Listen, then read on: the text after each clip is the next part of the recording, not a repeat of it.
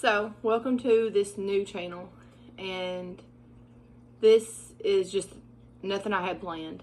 Actually, just last night I was walking around the house and I just had this idea. I said, I need to document my journey, my battle with Sibo. And then it just popped into my head, well, what better way to do that than with YouTube? Because then I can go back and see, for myself what I've done and how long I did it for, the results that I had from that, and that maybe along this way of documentation, maybe even if I can just help one person. I know that seems so small. I mean, hopefully I can help many more than that, obviously. But even if I can just help one, as small as that seems, that's one life. That's one life that can be forever helped and changed prayerfully. So anyway, that's the purpose of this channel. It wasn't anything pre-planned, but hopefully it can come together well and we can grow a community here of folks just sticking together to help one another recover from this. So I'm going to start at the beginning, I guess. I have had Sibo and struggled with Sibo for approximately 8 to 10 years, something like that. I'm not sure exactly.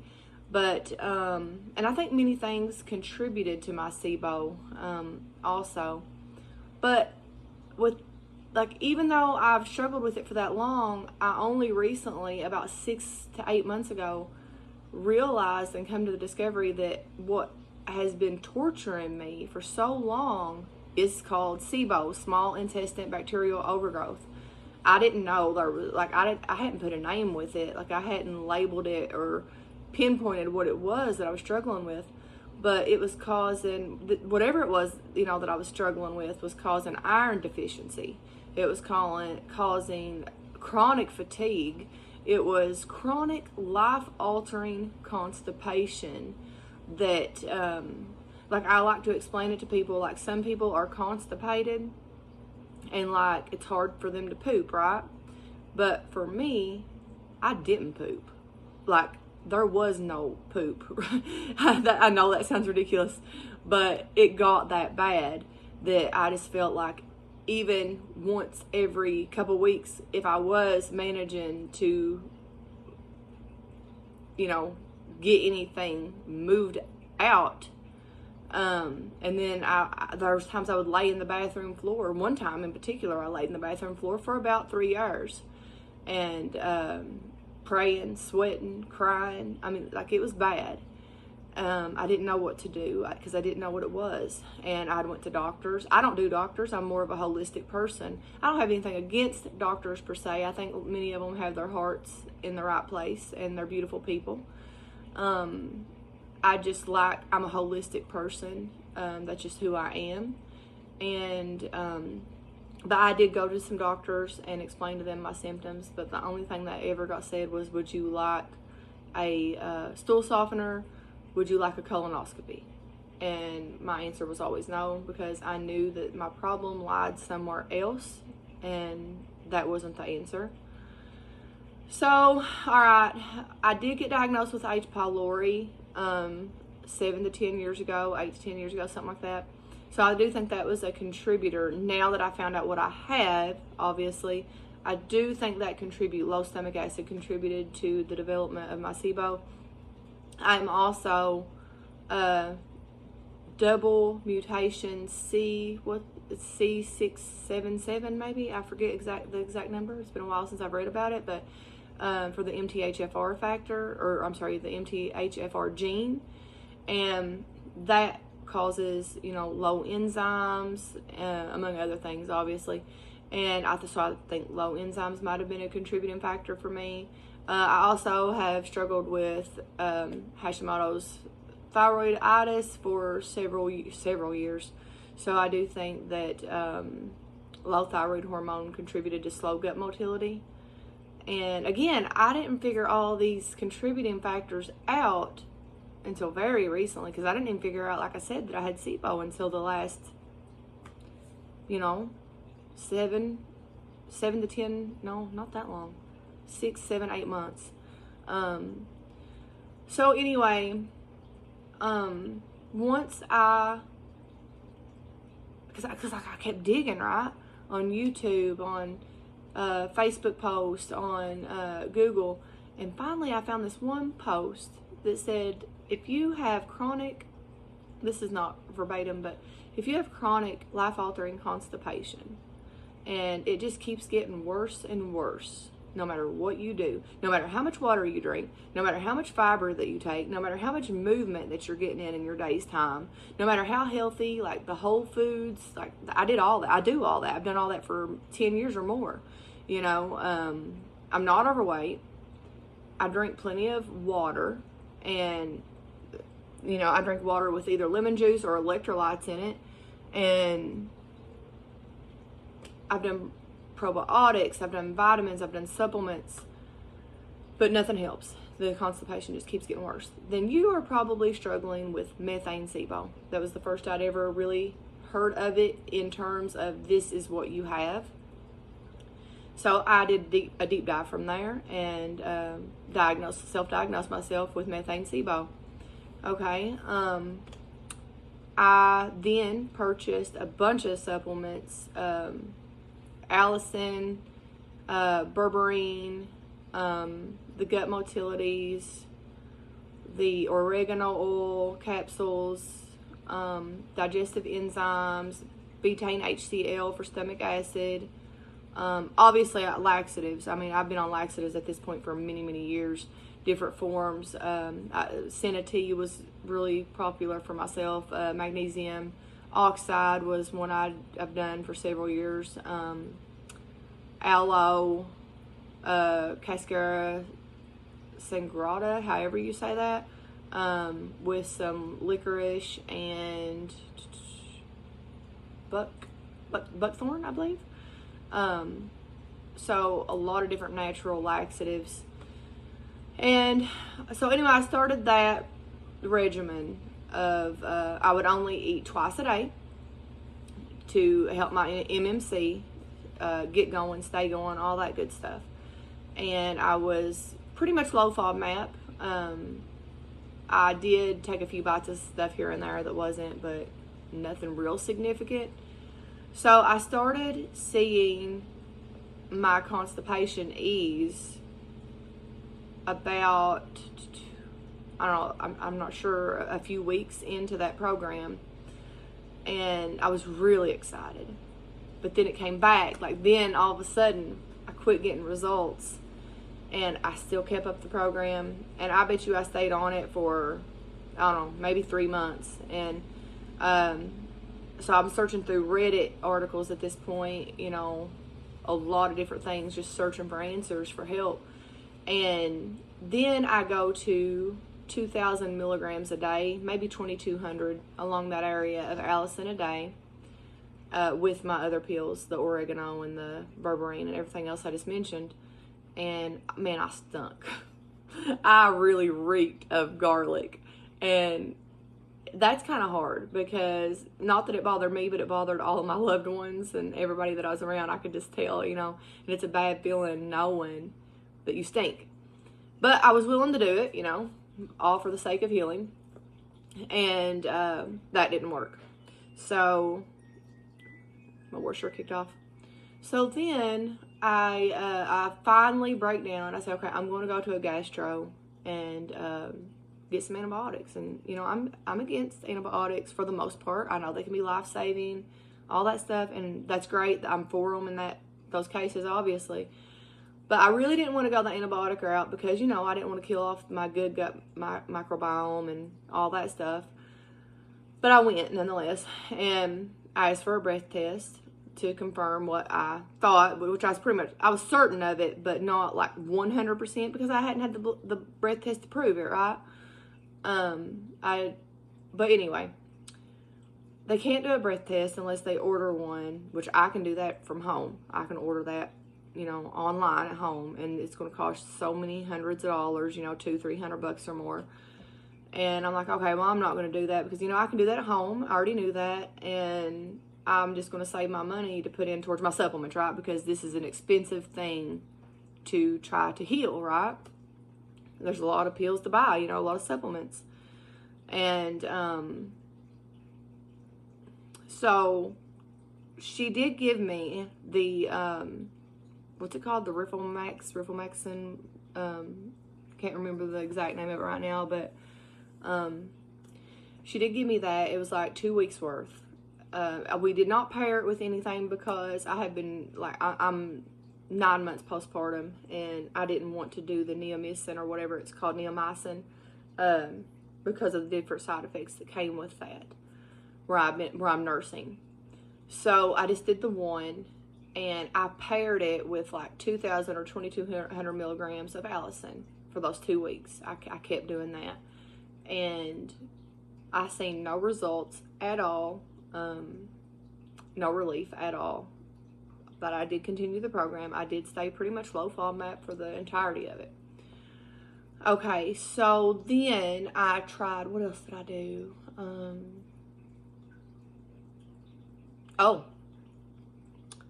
I did, actually, I think it was before I went to the gastro, I did elemental diet. I ordered that offline, and I did it for the whole 3 weeks, maybe a day or two shy of the 3 weeks, but pretty much the whole 3 weeks. And that's all I did for 3 weeks. I mean, I might have like took a bite or two of one thing or this thing like along those 3 weeks time, but nothing significant, nothing that's even really worth mentioning, nothing that would have interfered with my program. Even with my coffee, I kept it black. Like, I was very strict because I spent a lot of money, several $100s on the elemental diet with great hopes. And I did not do my microbials, my antimicrobials during that period. But I did do that. And I had to take an excessive amount, well, more excessive than what I would have had to take of the elemental during that time, because where I am nursing, I wanted to keep my calories up, so my milk production wouldn't go down, and that all worked out great. Like, my milk production stayed up. I did not gain weight. I didn't lose weight, and so that went really well as far as all that goes. Something I was really worried about, but it was fine. So anybody out there that's wondered about that, that's fine. And I did all this stuff while I was nursing. You can't find good info on it online. Everybody says don't do it because there's no research on pretty much anything. But then I would always go to animal studies on how it would affect like sows, rats, cattle, different things while they were nursing, how it affected their milk supply and how it affected their young. And those studies proved to me that it was safe, and my milk supply wouldn't drop, and it has. It's been perfectly fine. Nothing negative about that. So for any of you nursing mothers out there with Sibo wondering about that, my experience, like, I'm not telling anybody what to do or how to treat themselves, but my experience with it is that it worked well as far as it didn't hurt anything. Like, it didn't cure me, but it didn't hurt anything. Not saying it wouldn't cure anyone else, but okay. So elemental diet. Then I went to the gastro, antibiotic, paired with Allison. None of that worked. Okay, kept searching, digging, trying to find answers, right? And after I left the gastro, I did purchase a Foodmarble, the Foodmarble Air 2. I love this thing. I have seen mixed reviews on this online, and people saying it doesn't work, it isn't accurate, numbers are all over the place, don't buy it. I've seen a few people say they like it also, so maybe mixed reviews at best. And I was a little nervous, but like I said, I never did have a breath test to prove anything. And a few of my family members thought, okay, well, maybe mom's just crazy, maybe, whatever, got this in her head. I don't know. That's the way I felt anyway. And because you know how Sibo is, it makes you feel like you're excluded and you can't eat things. You can't, it rules your life. You're always thinking about what time should I eat? What time should I take my laxative so that it will work? How much water should I drink with that laxative? I can't go anywhere until I have a laxative-induced bowel movement. It's, how it is. It just kind of rules your life. So I bought this, and it confirmed to me beyond a shadow of a doubt what I knew. I'm methane dominant Sibo. I've been using this thing now for, I'd have to look, but a couple months maybe. And I use it every day religiously. Love it. Cannot recommend this more. Now, with that being said, I did not see much results or difference in my gas fermentation numbers with anything I did once I had this, like different things I was doing, until recently. And I read on Reddit about this person or two that had done, it might have been two or three people that had done coconut oil at a very large dose, and cured their Sibo. That intrigued me so much because I'm all about the natural way, and obviously that good quality coconut oil is expensive, yes, but it's much cheaper than all this other stuff I've been buying, right? So I was excited, and I went and I purchased in glass bottles because anything with high fat, I like glass anyway. I'm not a fan of plastic. I went and purchased some extra, like what's it called, virgin coconut oil, unrefined, cold pressed in glass, like the highest quality coconut oil you can buy, right? And I started that on February the 8th of this year. This is 2026, and today is, what is today? February 22nd.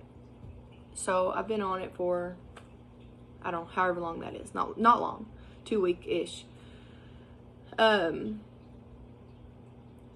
first, I didn't see a lot of results in my numbers on my Foodmarble, my readings. They were pretty high. I've had really high numbers on this thing, y'all. Like, super high. 50s, 60s, 70s, 80s. 80 some ppm methane. And so I started having some die-off symptoms. What I later learned was die-off symptoms. At first I didn't know what was going on. I thought maybe I'd caught like a cold or something, or a bad flu, because it would wake me up in the middle of the night and I'd be shaking like I had a fever, and I'd be really cold, and I would be really nauseous, like hanging over the toilet, like wanting to puke, but I didn't puke, but like one time throughout this whole ordeal. And that was really bad for a few nights, but I was excited about it, like, and I wasn't taking a binder because I'm already maxed out on what I can afford with supplements, right? I was like, all right, I can just tough it through this, because if this works, it's worth it. And it was pretty intense, but anyway, my numbers started going down. I mean down to like 10 and 5 and 4 and 3 and 2 and even 0 ppm. Wow. And it was really consistent for a few days. And I'll show some of my graphs right here.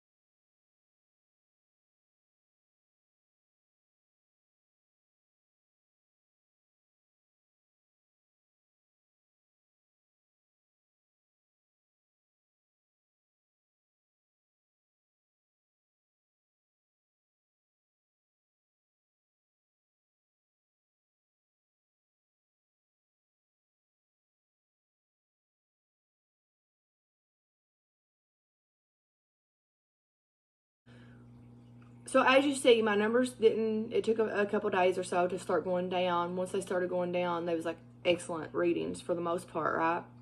But now, over the last couple days, I've been seeing some increase, and that's got me a little worried. I'm still doing my same regimen, the coconut oil twice a day, and I'm also doing seed probiotic with that, and I'm also doing tributyrate, some butyrate with that twice a day. And because I read studies that butyrate helps, get rid of the methane, and the seed probiotic will as well. But now the miracle one I seen with was the coconut oil, but all these other things I do feel like is good assistance.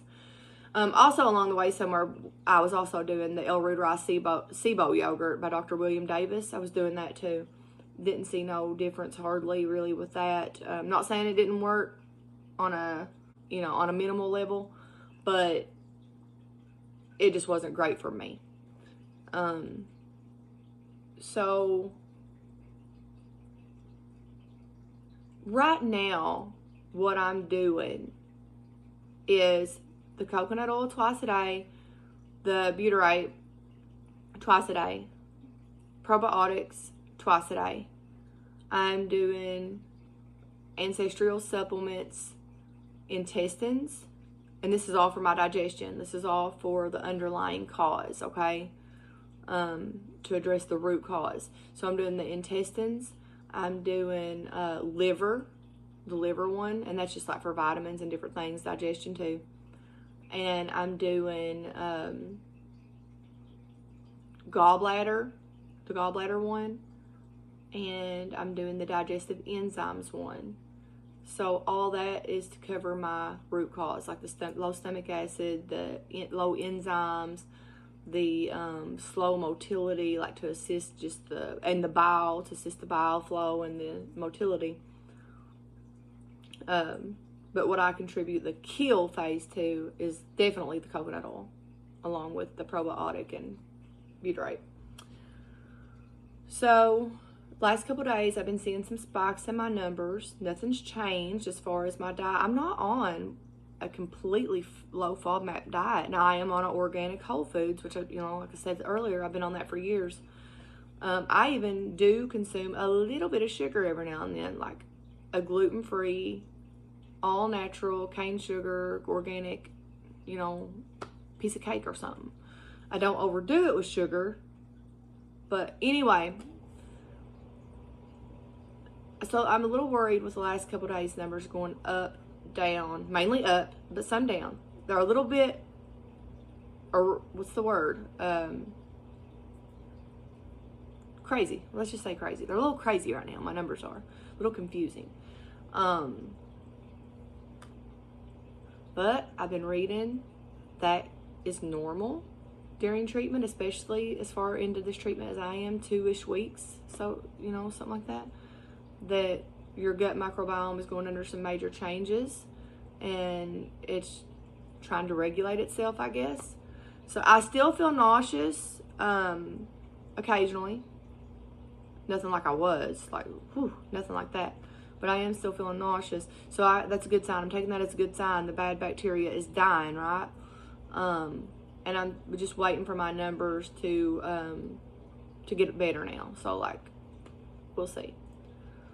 I am getting a lot lower readings today than yesterday. Yesterday was I got some crazy super high ones, as you've seen, but today they're high, but they're lower than yesterday. So I think I'm going in the right direction again. So with my coconut oil, and if y'all's wondering, I do 2 ounces. I melt it. What I do is I don't melt it on the stovetop, which you can, but I feel like that's an extra chore for me, and I'm a busy mom already. So I just, where it's a glass jar, I set it by my coffee pot every morning, and the heat from my coffee pot melts it. So, and then every night I do some ginger turmeric tea, and I set it by my coffee pot, and it melts it. So I just pour it into my shot glass that I keep by my coffee pot, and my shot glass has a 2-ounce mark And that's barely over 4 tablespoons every morning and every night. And it's like around 1,000, almost 1,000 calories. Sorry. Those gases, it's crazy. Struggling a little bit with that today in history. Like the bloating and stuff, you know. I'm just trying to keep it real. I don't want to be misleading in any way. I am struggling a little bit right now. This whole thing is a struggle.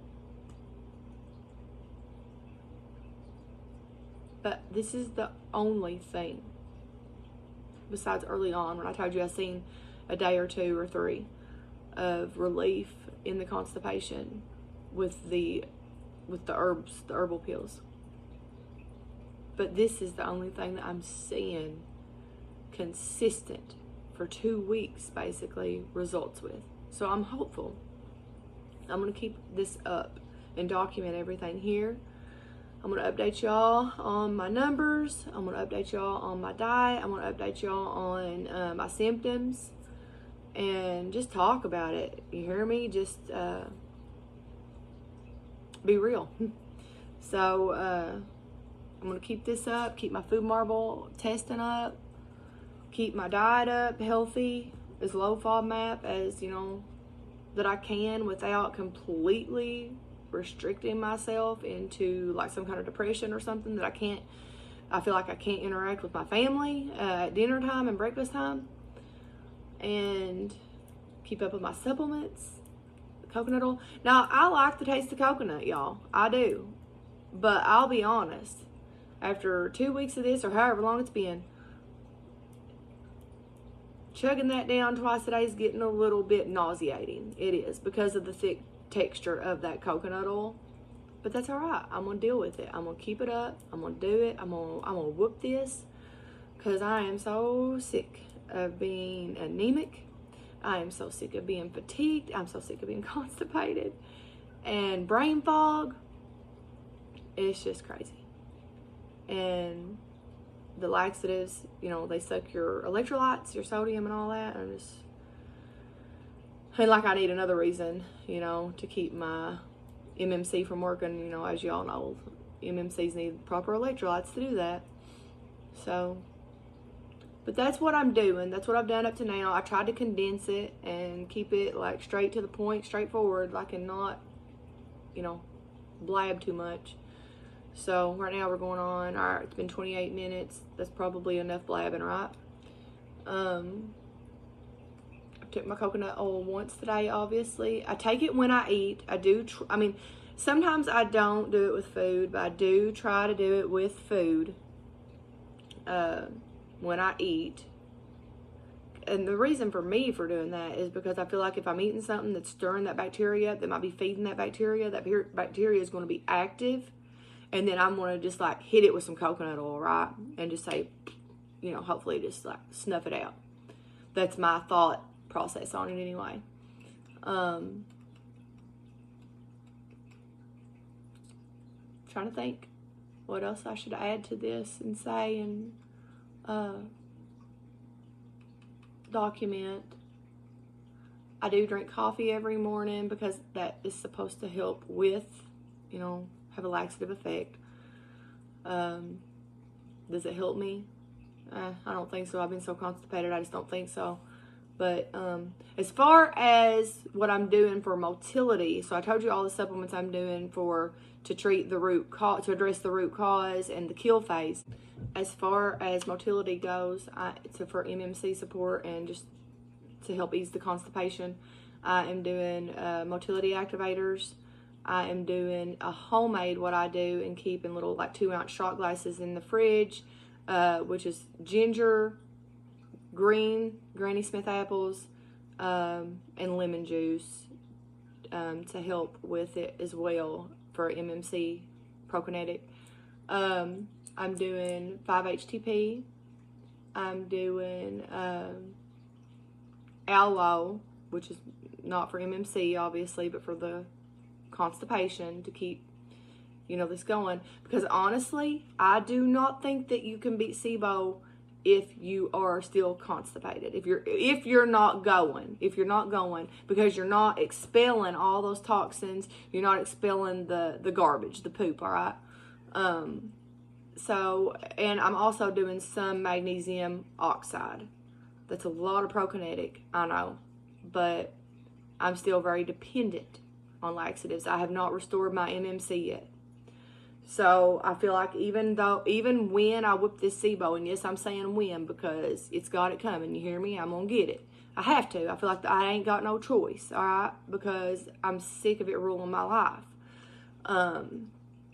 So once I whip this Sibo, I am still going to have to obviously keep up with all of my root cause things, like all of my digestive enzymes and all my root cause, keep that covered so this don't come back. I don't want this coming back. And I'm going to also have to stay on my prokinetics / laxatives as well for a long while, I'm sure, because I've been on these things for many, many years, right? So the laxatives, that is. So I'm going to have to slowly build my nerve function back, my MMC movement back, my motility, while I slowly come off these laxatives. And I'll try to document that as I go too, like how that's going, as far as that goes. But right now, I am still on 2 aloe pills a night. They're about 450 milligrams each. And 4 magnesium oxides a night, as well as my ginger shot and the motility activator, and about 50 to 100 milligrams of 5-HTP. That's what I'm doing right now nightly. Every morning I take another shot of ginger and take my motility again. But that's all I do in the mornings. So that's it. That's where I'm at right now. And I'll keep y'all well informed. Comment down below. Any questions? I'll fill y'all in, if I forgot anything or whatever. And any tips y'all got, give them to me. You hear me? We got to whip this. So thank y'all for watching. I'll see you next time.